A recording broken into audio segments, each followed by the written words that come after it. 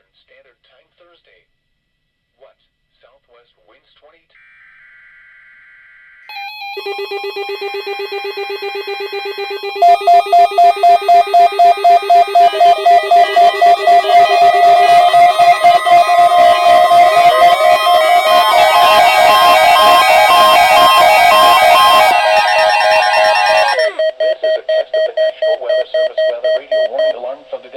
WXL51 listening area of Northwest Ohio.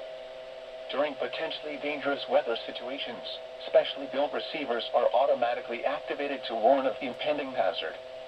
Tests of these receivers are normally conducted by the National Weather Service every Wednesday between 11 a.m. and noon.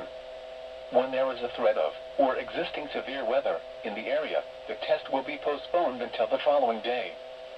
This ends the test of National Weather Service weather radio warning alarm.